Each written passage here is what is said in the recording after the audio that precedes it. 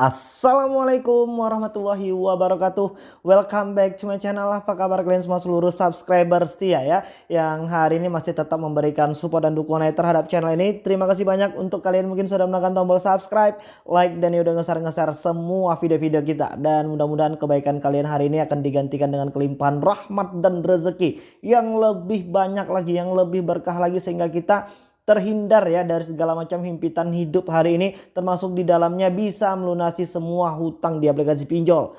Baik, sebelum melanjutkan video ini aku pengen mengabsen kalian terlebih dahulu. Kalian menonton video ini dari daerah mana saja, dan kalian bisa menuliskannya di kolom komentar di bawah video ini, supaya kalian bisa saling berinteraksi dan bertukar informasi dengan catatan untuk tidak saling meninggalkan nomor handphone.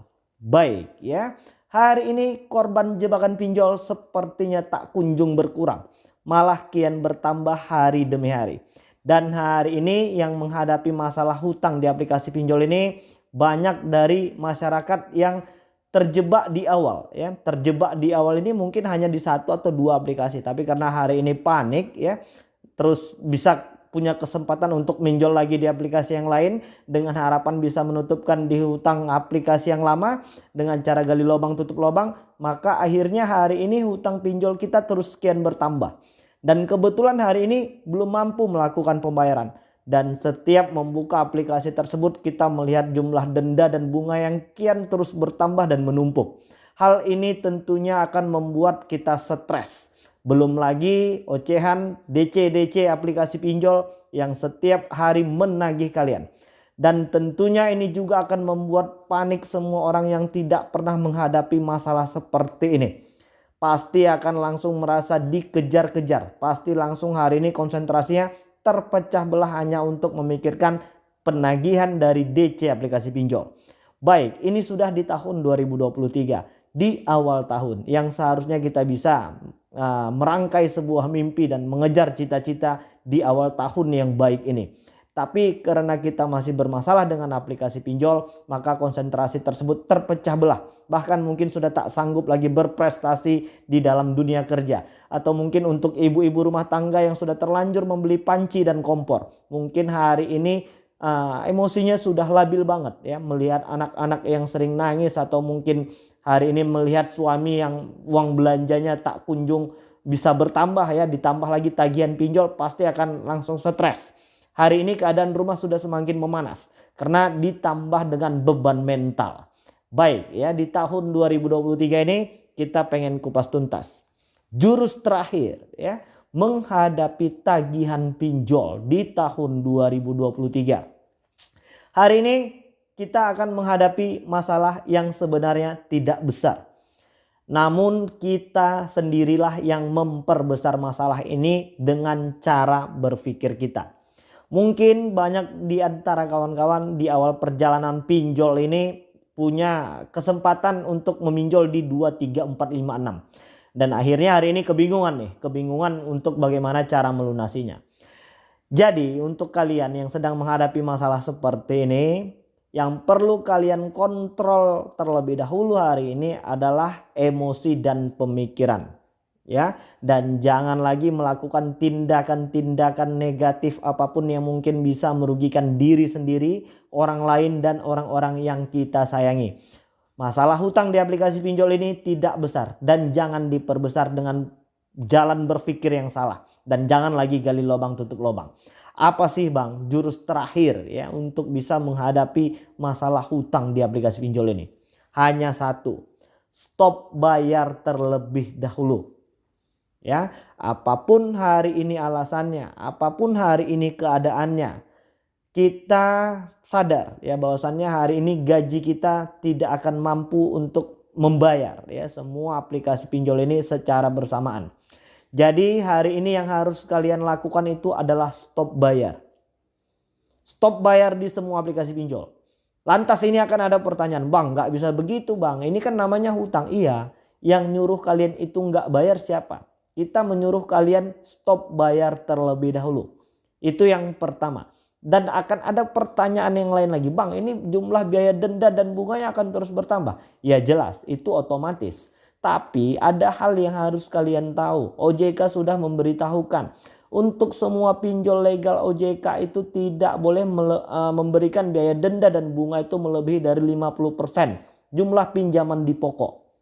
Ya, jadi hari ini kalian bisa untuk bersikap tenang.